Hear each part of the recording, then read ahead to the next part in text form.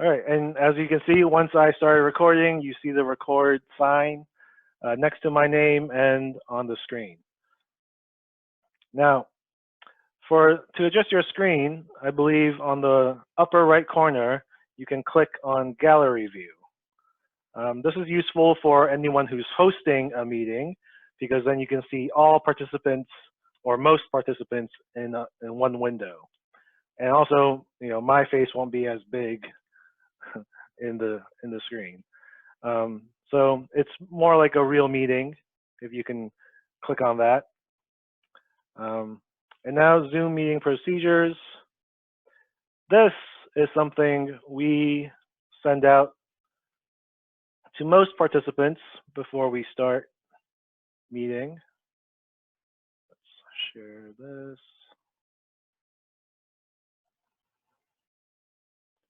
Copy link. So it's something that you can do for your students, and I will use the chat box now. You can all download this copy. You can use my image if you would like. It took me 5 minutes to create that little image on the bottom. And so yeah, let's go over this. This is really something to get your students or the parents of your students getting used to online rules, online etiquette, things that you can do ahead of time. There's obviously more you can send them, directions on how to download Zoom. I will widen the view.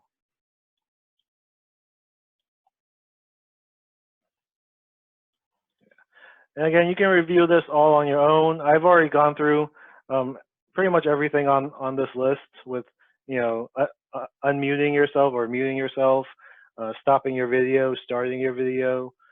And you can practice all these features once we're in breakout groups, which we will be using. Let's see.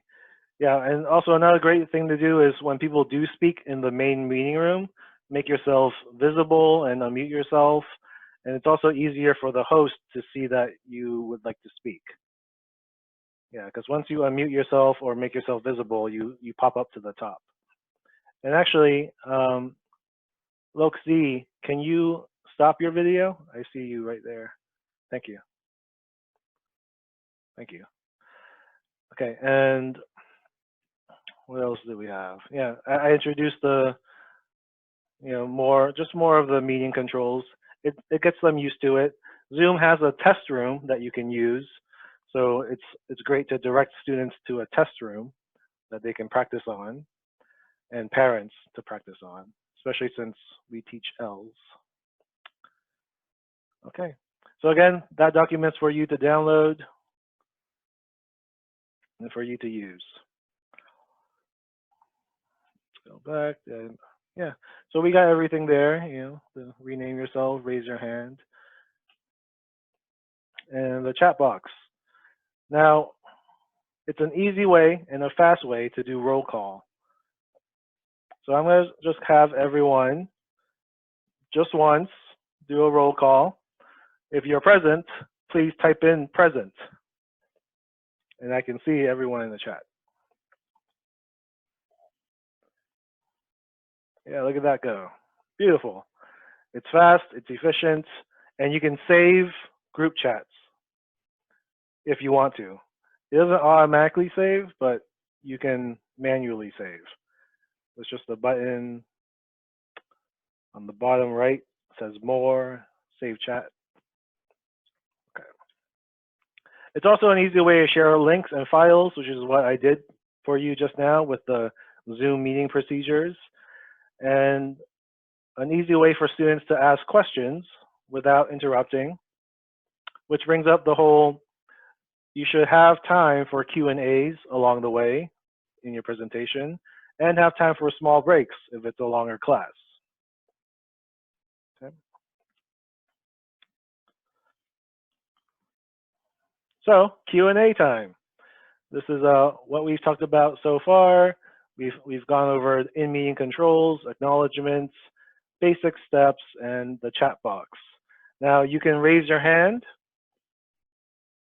and I can call on you then, or you can type into the group chat and I can see. Oh, Kelly Duarte.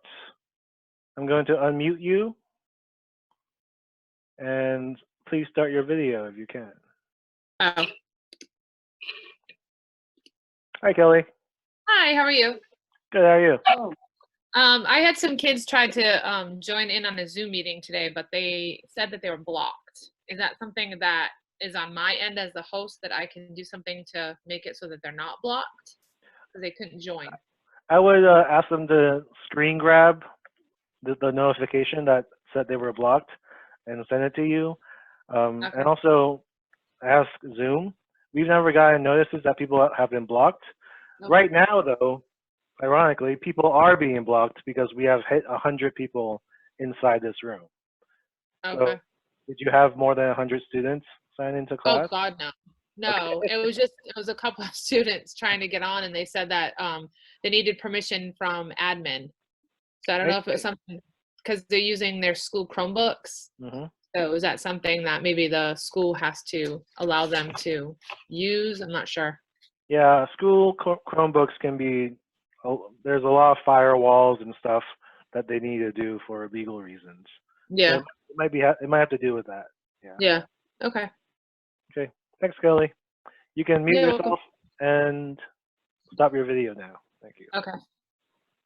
All right, Christine, I'm going to unmute you. All right. So I was trying to show a YouTube video to my class in Zoom, and they could see it, but they couldn't hear it, and I didn't know what I was supposed to press to get that audio. Ah, I see. When you do hit share screen, you can practice this in your breakout groups.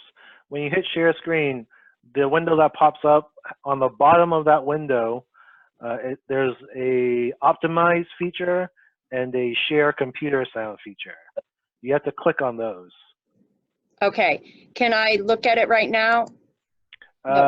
No, because I'm sharing my screen. Oh. But I did make time in this presentation for everyone to go into breakout groups and try out their own share screens. Okay, great. Okay. Thank you. And has someone been keeping track? Victoria, have you been keeping track of the questions on the chat? I will be happy to do so. Okay. Do we have any questions right now? Yeah, some people are answering the question about blocking. It says administrators have told people that they were not allowed to use Zoom with elementary school kids. He recommended Flipgrid and Seesaw, not video interface, whatever that means. I see. But, so obviously some districts don't have permission to use Zoom. Yeah. That's probably why that was blocked.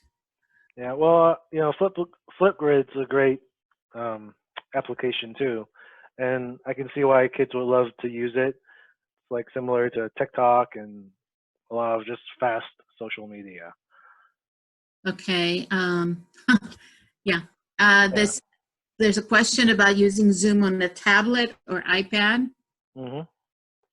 Yeah, Zoom is available on tablets and iPads, iPhones, smartphones. Yeah. I believe that application is called Zoom Cloud Meetings app. Mm-hmm. Yeah, and I do think there are some fake Zoom things out there, so be careful what you download. Mm-hmm. But the correct one is Zoom Cloud Meetings. There is a question about knowing how to use breakout rooms, but I think you're going to talk about that a little bit later, correct? Yes. All right, let's move on. So about the share screen, let's see. So before you share your screen, an obvious one, be sure that everything is appropriate before doing it. Set up one browser that you will use solely for your lesson so that everything you need is in one place, easy to find and easy to share. You know, once I exit this presentation, you'll see that I put out, did someone not mute themselves? Victoria, can you make sure someone? I'll look, yeah, I will. You'll see in my browser that I have all the tabs I need for this presentation open. And it's just this, you know. I don't even have my email open on this. Okay. And we will practice sharing your screens in breakout rooms. One important thing, the share screen button is in the middle of your control panel, and the stop share will be at the top of your and your control panel moves to the top, and it's just a stop button, stop share button. Okay. Breakout rooms are great for more interaction among students. You can plan your breakout rooms and have it more strategic, like for certain projects or reading groups, or they can be random, which is what we're going to do today because I don't have time to plan out anything. So we could have random partners, groups, and that's good for icebreakers, quick activities, which we have done with adults too. Something really you should consider strongly is the time requirements. They will need more time, mostly because of either the lack of social cues online and leading to increased awkwardness in the breakout room. There could be a lack of leadership or accountability because as the teacher, you won't be able to see into every breakout room right away. In Zoom, you have to purposefully go into each one and then go out and go in. And also the students could just have inexperience with technology and you might have to go and troubleshoot, and that could take a long time, especially with a bunch of groups. So really try to keep in mind to increase the time for each breakout group. And here's what's worked for us. We like to assign a facilitator, a timekeeper, and a reporter. And I put up some pictures of examples from other people who have run breakout groups. On the bottom left, you will see something from our instructional coaches special interest group. And yeah, they call it a spokesperson. We call it a reporter, same thing. And what they had was this was not randomized. This was on purpose. So group 1 talked about certain things, group 2 talked about something else, group 3 something else. And so everyone was in their own separate groups with separate questions. And I would share this image with them before going into the breakout group. Over here we have a random, over here on the top right, we have a random breakout group. And so people were still assigned roles and given a question.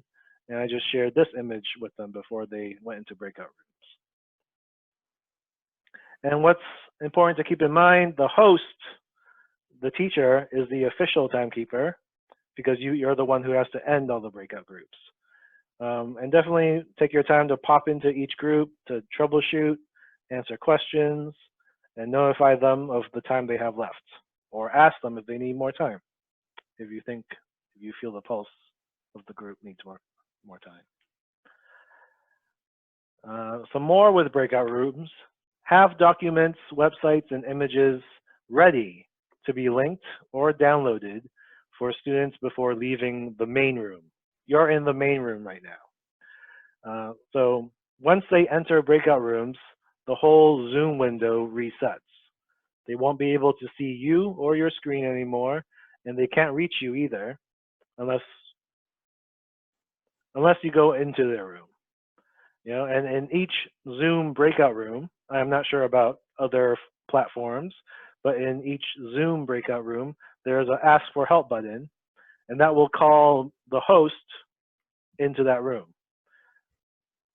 And that's a pretty useful feature. And also make sure anything being shared is view only if you need it to be that way, just so your students don't start messing with your original document. And so all of this takes time to prep. And you can use websites like Padlet for online collaboration. We really like Padlet. It just puts everyone in the same group, and you can see people typing in live time. Okay, so Yes. So now we're going to try breakout rooms. I just need a couple of seconds to make sure everyone's in the breakout. We're going to be in breakout rooms of about 3 or 4 people. Let's see here. Yeah, we'll be in breakout rooms of about 3 or 4 people. And again, before we go, let me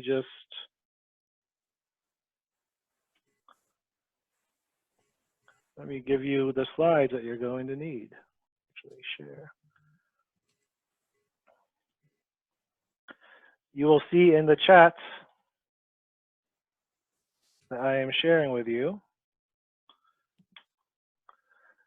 So everyone, please click on that link I just shared in the chat before going into the breakout room.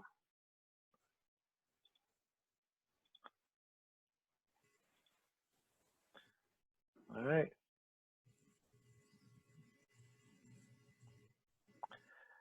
All right, I'll give you, well, actually, so when I click create rooms,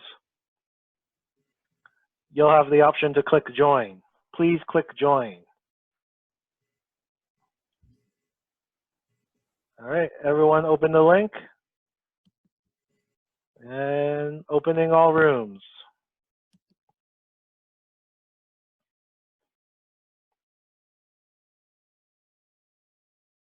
But all right, I hope you all got to share your screen and, you know, just get that little experience down. All right, so next, we also have a polling feature in Zoom.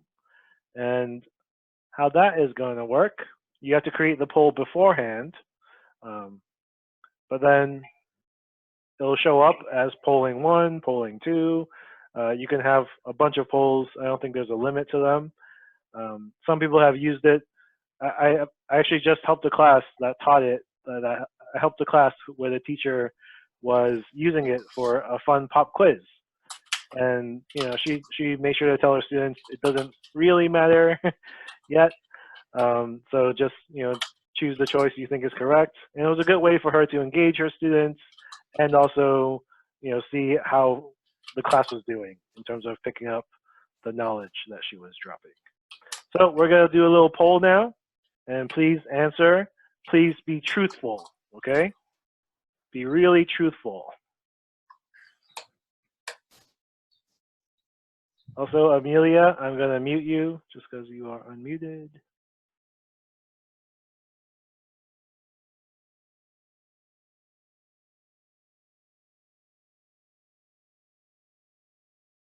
Great. 96% have voted, so I'm going to end polling. And our winner is, I can share the results with you all. Our winner is coffee.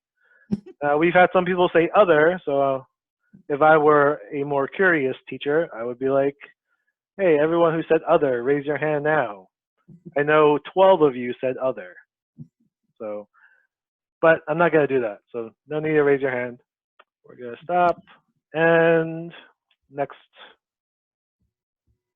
So Q&A again about what we've talked about so far. So if you have questions about screen sharing, breakout rooms, or polling, you can ask me now. Now you can raise your hand or use the chat box. And it's really nice to have a co-host like Vicky or Helen to keep track of the window of the chat window, even though I can see it. Chat. Yeah. You have some raised hands. Okay, Trisha Wong, I'm gonna unmute you.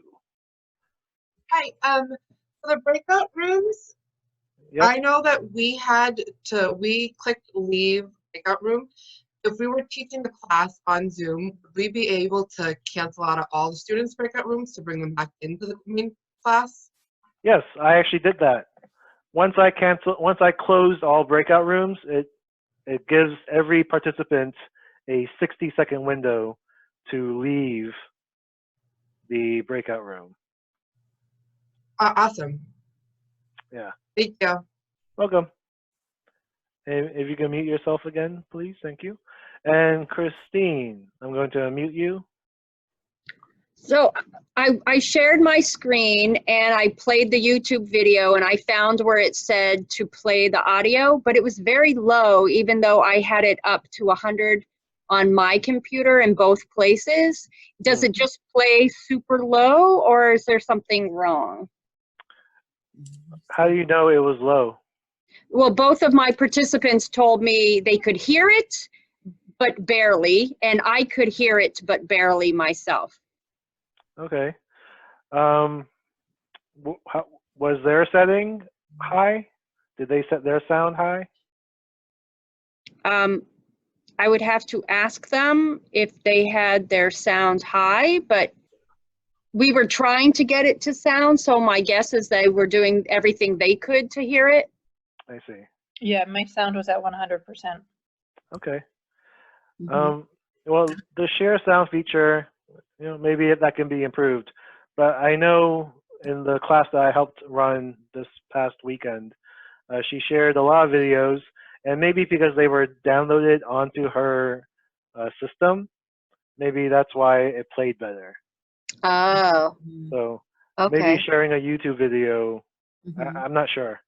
Okay. Maybe that's to do with the browser. Okay. Okay. Thank you. Okay. Thanks. All right. And Louise. Hi. Hi. Hi, I may have missed this, but how do you have a co-host or two hosts? I can make anyone a co-host. It's just the host power. Okay. Yeah. Okay, great. Okay, if you can mute yourself now, Louise. Thank you. All right, thank you. Thanks. And John. Hi, I have a question. So earlier today, I had a Zoom session or a Zoom meeting with a student, and I was able to share my screen so that I could show her how to help her with a few things. But at one point, it would have been helpful to see what she was doing on her screen. Is it possible to see the other person's screen? Yeah, they would have to share their screen. So you have to stop sharing and then give them control of the share screen. Okay, so you would press the share, you would or deselect the share screen button and then ask them to press share screen. Correct. Yeah. Okay. And you can also take remote control of their screen How do you do that? as host. Once they're sharing screen, there should be an option that says remote control. Click on that, and then you can work through that. Okay. Okay. Can I ask one more question? Sure. Can you schedule multiple appointments on the same day, or only one appointment at a time? Mm. You can have multiple appointments, but they can't be at the same time. Okay, because I haven't figured out how to do that. Yeah, you can only host one meeting at a time. No, I would have assumed that, but I couldn't figure out how to get different times. I'll try it again. Just type in schedule a Zoom meeting and it will, when you save the one, you can type it in again and schedule a second one. Okay. Okay. Thank you. Thanks, John. Yeah. Thanks. And Lavette, I'm unmuting you. Hi, I just figured out how to raise my hand. Can you just go over how to do the breakout, how to set up the breakout rooms? So again, there's a random feature which just does it automatically. Once you click on the breakout room icon, and I do believe I was in a different room talking to someone else, but the basic Zoom does not have the breakout room feature. You need the paid features, but I think you can get that through your organization. So your school has to work with Zoom and get the paid account for free, and they can give you free accounts. And so once you have the paid feature account, there will be a breakout room icon. You can click on that, and you can set up however many breakout rooms you want. It'll tell you how many participants per room, or you can manually do it. So you can manually It takes longer to manually do it, but you can take the time. It takes me about a minute with a room of like 20 people, less than a minute, just to make sure, you know, everyone's in the room they want to be. So it randomly does it then for you. And also, where would that icon be? Would it be down here where it says invite participants, polling, share? Yeah, it will be towards the right, on the right-hand side. But if you don't have it, that might mean because you're on a basic Zoom account.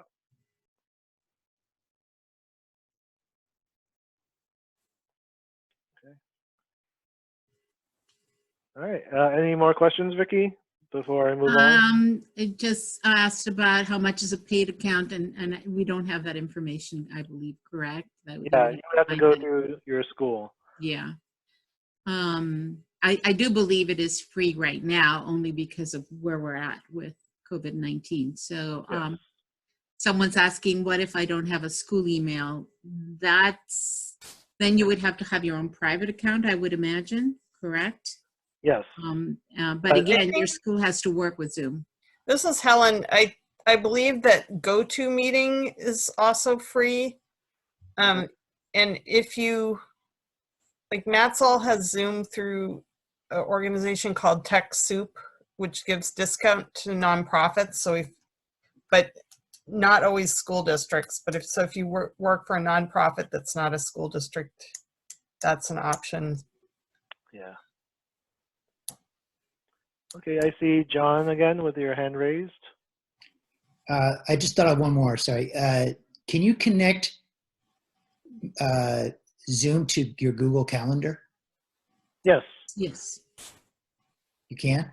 Yep. Once you schedule the meeting, you can automatically go through your Google Calendar, or Zoom will put it on your Google Calendar. That's correct. But It'll ask you. Yeah. Yeah. Okay. Thank you. Welcome. All right. So we're gonna move on.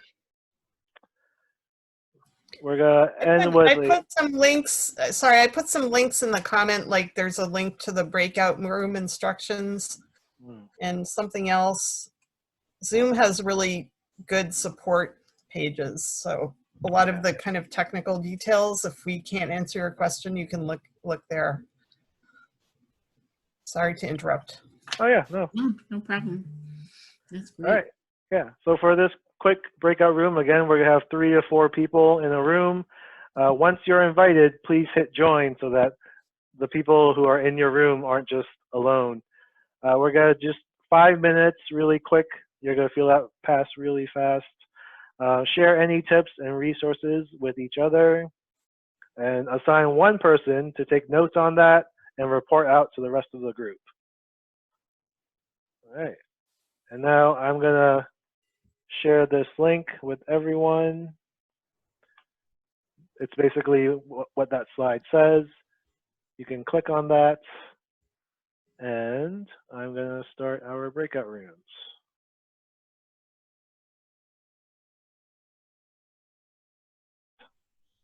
But my screen's actually hard to see right now. Oh yeah, thank you all.